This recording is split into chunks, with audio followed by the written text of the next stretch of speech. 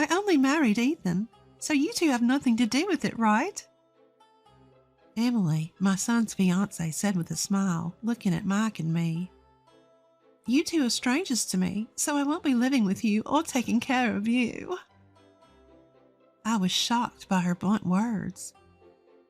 As she spoke, Emily's parents stood by, nodding as if to agree completely. Emily is our precious daughter, and we've raised her with care. We can't allow her to take care of someone else's family, Emily's mother said in a sharp-tongued tone. Though I was taken aback, I answered politely, I understand. Mike and I hadn't thought for a second that we need Emily to take care of us. Yet I thought there was no need for her to say it that way. Moreover, who repeats strangers during a family introduction? I felt a little uneasy, but what Emily's true character revealed at that moment was just the beginning. My name is Michelle, and I'm 71 years old this year. My family includes my husband Mike, who's a year older at 72, and my son Ethan, who turns 42 this year.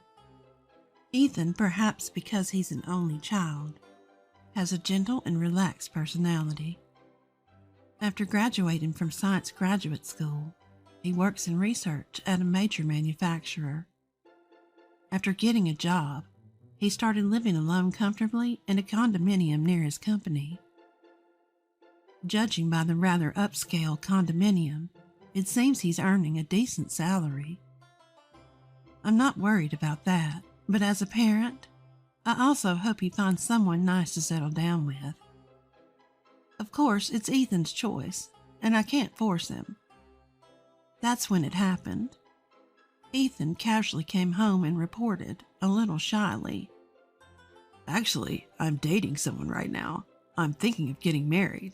I want to introduce her soon. Mike and I were surprised, as he had never shown any interest in women before. Sure enough, I must admit that I felt relieved. Well, isn't that wonderful? I said. These days, the number of single people is increasing, but if you found a good person, nothing could be better. So what's this person like? Mike and I eagerly asked Ethan. We'll be having a family introduction with her parents soon, so I'll introduce you to her then. Ethan said with a smile. Our conversation was livelier than ever with Ethan. That sounds exciting, I said nonchalantly, letting my imagination wander about who this person might be, without knowing the kind of person Ethan's partner would turn out to be. Eventually, the day of the meet and greet arrived. The location was chosen by the other parents, and it was to be an upscale fine dining restaurant. We, who weren't accustomed to such formal places, were very nervous on that day. Finally, Ethan's girlfriend and her parents arrived. Her name was Emily, 32 years old, 10 years younger than Ethan. With her charming demeanor, shiny hair, and what looked like expensive clothing, she made an impression. I'm Emily Thompson. Nice to meet you, Emily greeted crisply. Her parents, too, were dressed in high-end clothing, which made me think she must come from a well-to-do family. As it turned out, her parents run a company, and Emily works there as well. Ethan and Emily met through a mutual acquaintance, it seemed. Soon the food was served, and we talked about the wedding and other things as the family introduction went smoothly. I was thinking to myself how wonderful it was that Ethan had found a good person when something happened. Oh, but these formal meetups are so stuffy, don't you think? I told them I didn't think it was necessary. Emily suddenly said, her voice shifting. I tilted my head, confused for a moment. I just married Ethan, so you two are not related to me, Emily continued, smiling at Mike and me. You two are strangers to me, so I won't be living with you or taking care of you. I was shocked by Emily's sudden words. Emily's parents seemed to agree, nodding their heads. Emily is our precious daughter, and we can't have her taking care of someone else's family, Emily's mother declared firmly. Feeling shaken, but maintaining composure, I responded carefully. I understand. Just to be clear, we haven't discussed living together or anything like that. We don't plan on it. And we have savings for our care, so we're considering using a facility in the future. I don't think Ethan or Emily will be burdened with anything. Oh, that's good to hear. I could never change someone else's diapers or anything like that, Emily said, her face beaming. Mike and I were at a loss for words, exchanging glances. Certainly the issue of living together and caregiving can be burdensome for young people. We had already discussed that we didn't intend to rely on Ethan in the future and planned to enter a caregiving facility. Even though Emily and her parents didn't know this, I was internally frustrated by her intentionally tactless way of speaking. And after the family introduction was over on our way home, Ethan came running up to us panicked. Mom, Dad, I'm sorry about what Emily said earlier. I think she was just nervous. Maybe she said too much because of that. Ethan tried to cover for her, but all I could say was, well, it's fine. But she's a very frank child, isn't she? We had our thoughts, but Mike and I understood that people nowadays are more likely to express their opinions clearly. However, Emily's words and actions seemed to escalate from there. It appears that Ethan and Emily decided to move forward with the preparations for the wedding. I talked to Ethan on the phone briefly, and he told me that the venue was in Emily's hometown, and the dates were all set according to Emily's convenience. None of Ethan's wishes seemed to have been fulfilled. Mike, having a bit of trouble with his legs, had suggested, "Wouldn't it be better to have an accessible venue?" But it seems he was overridden by the desire for a venue with beautiful decor. Are you okay with that? I couldn't help but ask, concerned. It can't be helped. The wedding is mainly about the woman. Sorry to Daddy, though. While that was indeed true, I became a little worried as Ethan's wishes were being entirely ignored. I need to prepare for the ceremony now. I'm busy, so I'm going to hang up. As Ethan was about to end the call, I asked hurriedly, You're busy, but Emily is helping, right? Emily is busy attending bridal beauty treatments, so I'm in charge of the details. I see. I had thought not to interfere in their affairs, but something seemed off. Since they said they'd come to our house on their next day off to discuss the wedding, I thought about taking the opportunity to talk to Emily a little. I don't intend to be nagging or intrusive, but since Emily is marrying my son, I thought that if I could get to know her better, I might see her good side. And so the weekend arrived. As planned, the two of them came over to our house. After chatting for a while, Ethan and Mike went out to the porch to smoke, leaving the room. Only Emily and I were left in the living room. I thought this was a good opportunity, so I spoke to Emily with a smile. Emily, Ethan really loves hamburgers. I think he'd be delighted if you made them for him once in a while, or maybe you've already done that. When I said that, Emily opened her mouth seemingly uninterested. Is that so? I hate cooking, so I won't make it, you know. It's messy, and my parents told me I don't have to do such a thing. I prefer to eat at nice restaurants, and I don't like hamburgers, so I'd rather have pasta every day. I was stunned by her response for a moment. What was this woman talking about? Well, Emily, you're working too, so cooking every day must be hard. So it's good to eat out once in a while. I finally managed to say that, but Emily continued. That's what I'm saying. I'm not going to cook at all. I don't want to do anything so bothersome. Haha. And don't worry. I plan to hire a housekeeper for all the other chores. I mean, I'm going to quit my job once we're married. What? I was starting to lose comprehension. I felt a headache coming on. If you're quitting your job and not doing household chores, how will you pay that housekeeper? Emily said smugly. Of course, Ethan will be paying for that. Haha, I'll be busy hanging out with the friends. But taking piano lessons is part of my hobbies. I don't have time for work or housework. That's why Ethan needs to earn more. To be honest, his salary is a little less than I thought. I feel like he's not trying hard enough. I want to tell him to work harder. I was at a loss for words and looked down silent. As I was doing so, Ethan and Mike returned, and the conversation was interrupted. After seeing Ethan and Emily off at the front door, I stood there filled with frustration and confusion. I knew Emily was an honest person, but would she really say all that? Or was Emily just using Ethan? Doubts rapidly spread in my mind. Mike, noticing my expression, asked me what had happened. I told him everything. Mike seemed to have the same thoughts. I thought it was odd when we met at that upscale fine dining restaurant, but saying all that, is Ethan okay? I talked to Ethan, but it seems like Emily has managed to convince him. I don't think anything we say will help. Yeah, I guess so.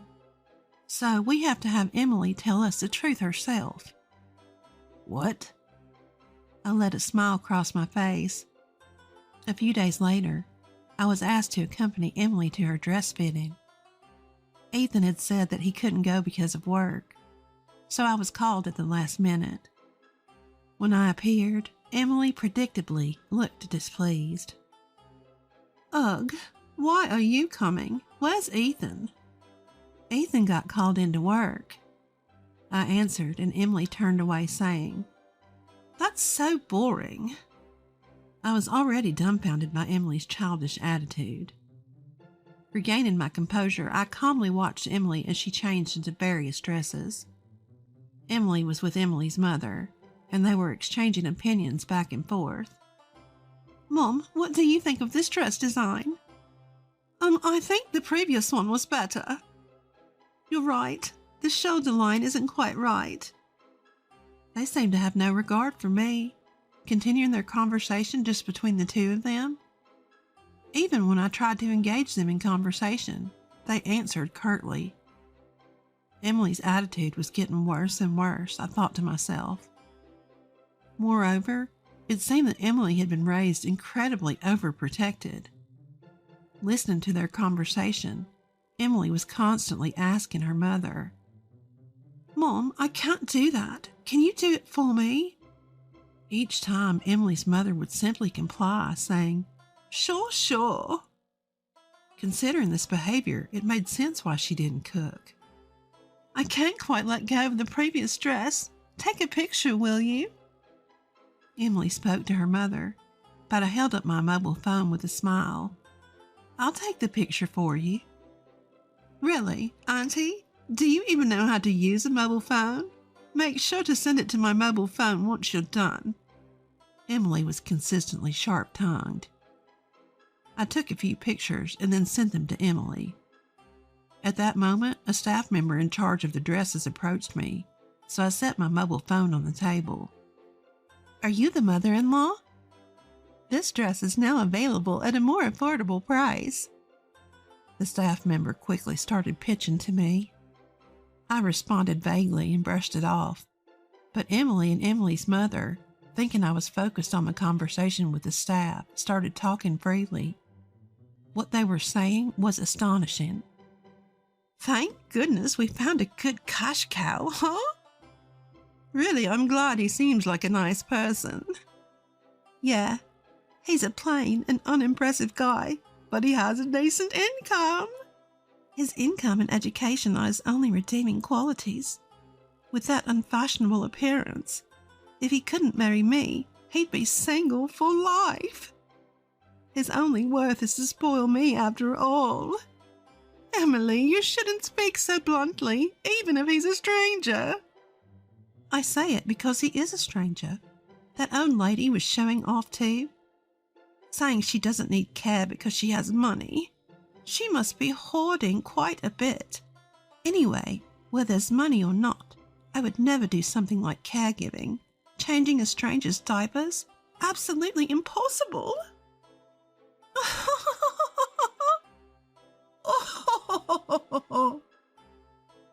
As Emily laughed saying that, Emily's mother also started laughing. Being spoken about so openly, I felt more astonished than angry. Emily indeed showed her terrible true nature. I ended the conversation with the staff and turned back to Emily and her mother. I have plans for today, so I'll be heading home. Is that so? Thanks anyway. Emily responded indifferently, not even looking at me. Leaving the chattering duo behind, I walked out of the dress shop. If they consider me a stranger, I won't hold back either. My plan was already in motion. That night, Ethan and I were visiting Emily's house. It was my first time at Emily's house, and I was surprised. I had heard that Emily's house was a fairly large single-family home, and indeed it was spacious, but it was completely neglected. Weeds were growing wild, and the window glass was cracked. What's going on, Ethan? You said you wanted to see me all of a sudden. Emily, coming out of the house, answered nonchalantly. I need to talk to you. Ethan spoke quietly. Ugh, it's late, and this is a hassle. Let's do it tomorrow. I really need to talk to you. It's important. Ethan, who's usually gentle, was persistent and spoke in a strong tone this time. Were you after my money? What? What are you talking about? Suddenly? There's no way that's true. What's happened, Ethan? Emily started to panic. I didn't think it was true either, but then I heard this. Ethan said that and took out my mobile phone. He pressed the play button on the recording app. Then Emily and Emily's mother's voices were heard. As Emily listened, her face turned pale. Yes, I had recorded their conversation while matching today's outfits. I played it for Ethan after we got back home. I explained it to Ethan myself at first, but he didn't believe me. However, when he heard the certain proof of their conversation, he seemed shocked. I felt sorry for him, but I thought this was the only way to wake him up. The conversation played. They were bad-mouthing Ethan, calling him a money tree and worse. This is some kind of mistake, Emily stammered. Don't make excuses. Emily's shoulders trembled at Ethan's sudden anger. I was surprised too. I had never seen the unusually mild-mannered Ethan so angry. I'm shocked that you thought of me that way. Even when you did whatever you wanted, I tried to bear it, because I wanted to do my best to meet your wishes. But you never had any affection for me. I can't marry someone like that. The engagement is off. I'll cancel the wedding. Ethan stated firmly, and Emily fell silent. Then, just when I thought she had been quieted, she turned on us, glaring.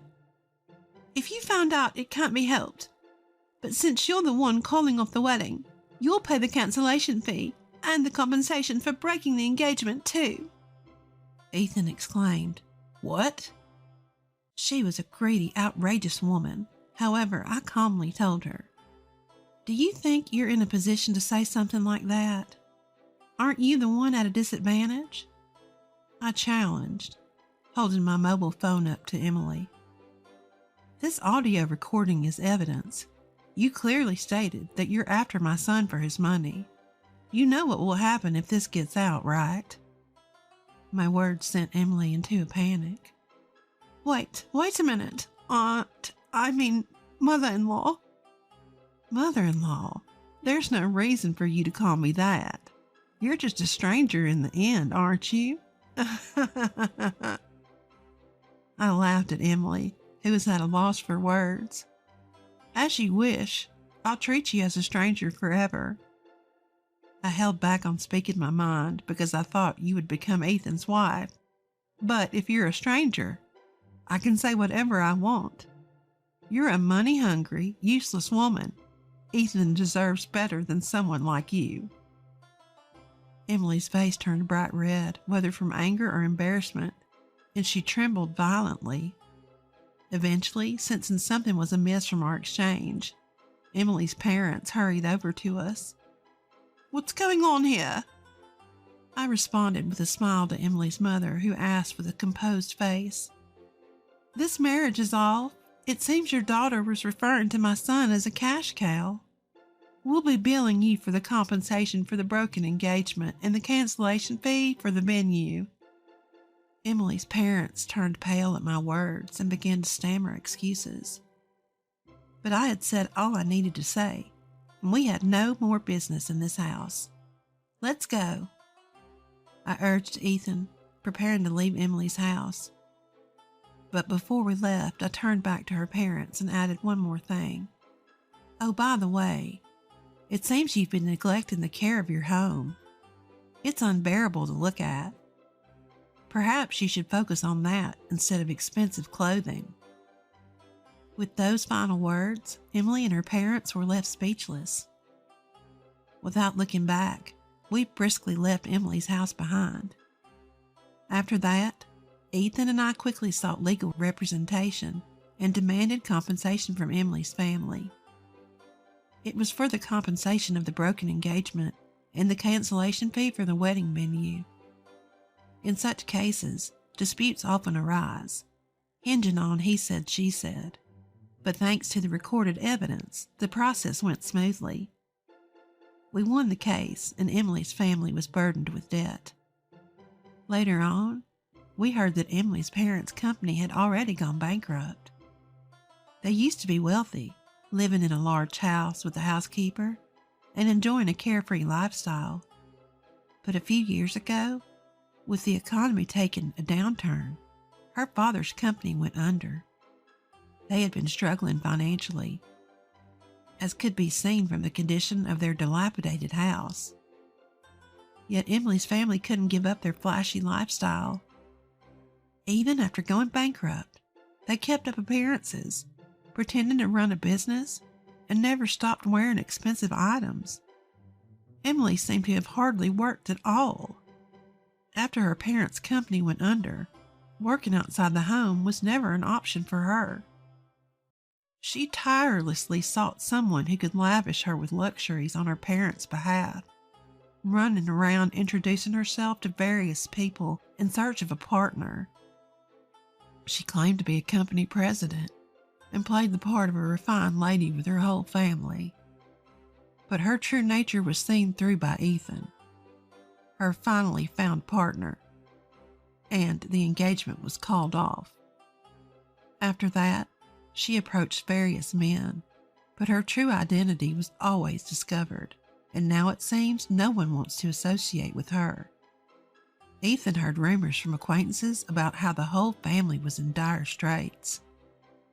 As for Ethan's life afterwards, after a few years, he met a wonderful person, and they married right away. She's an honest, kind, and loving woman. With her, there's nothing to worry about, he thinks. Even though a lot has happened, I'm truly glad that Ethan has found happiness. Every time I see Ethan's calm smile, both Mike and I feel a sense of joy.